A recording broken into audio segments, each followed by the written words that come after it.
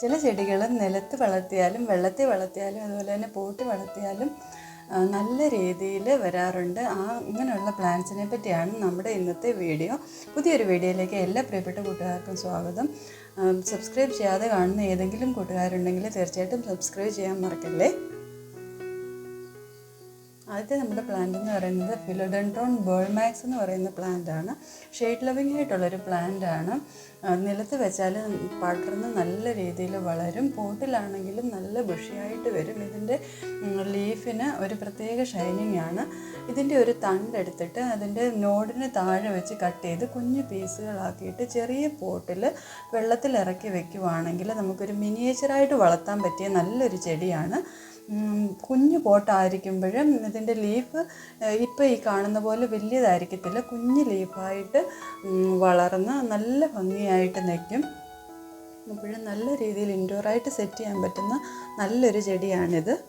അപ്പം വെള്ളത്തിലാണേലും നിലത്താണേലും എല്ലാം നമുക്ക് നല്ല രീതിയിൽ വളർത്താൻ പറ്റുന്നൊരു ചെടിയാണ്. അടുത്ത നമ്മുടെ പ്ലാന്റ് എന്ന് പറയുന്നത് റെഡ് ഫ്ലെയിം ഐവിയാണ്. ഇത് മെഡിസിനൽ വാല്യൂ ഒക്കെയുള്ള നല്ലൊരു ചെടിയാണ്. വളരെ കോമൺ ആയിട്ട് കാണുന്ന ചെടിയാണ്. ഇത് വെള്ളത്തിലും നല്ലതായിട്ട് വളരും. നിലത്താണെങ്കിൽ നമ്മൾ ശ്രദ്ധിച്ചില്ലെങ്കിൽ ഒത്തിരി അങ്ങ് പടർന്ന് പിടിക്കും.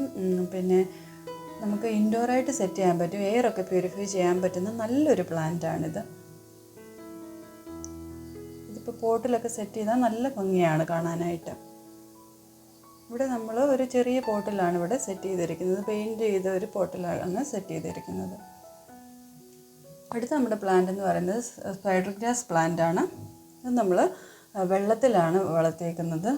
ഇത് നമ്മുടെ എയർ പ്യൂരിഫൈ ചെയ്യാൻ നല്ലൊരു പ്ലാന്റാണ്. അടുത്ത നമ്മുടെ പ്ലാന്റ് എന്ന് പറയുന്നത് പെപ്പറോമയുടെ ഒരു റെയർ വെറൈറ്റിയാണ്.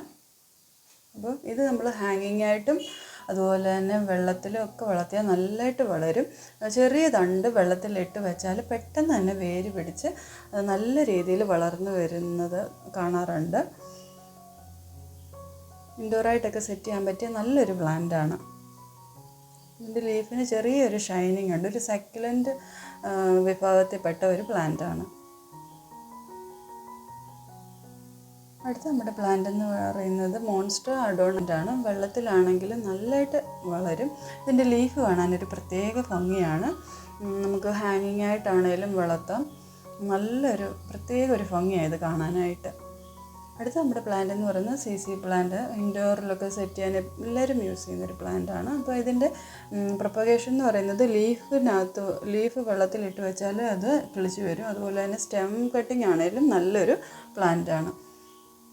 വീഡിയോ ഇഷ്ടപ്പെട്ടാൽ സബ്സ്ക്രൈബ് ചെയ്യാൻ മറക്കല്ലേ. Thanks for watching. ബൈ.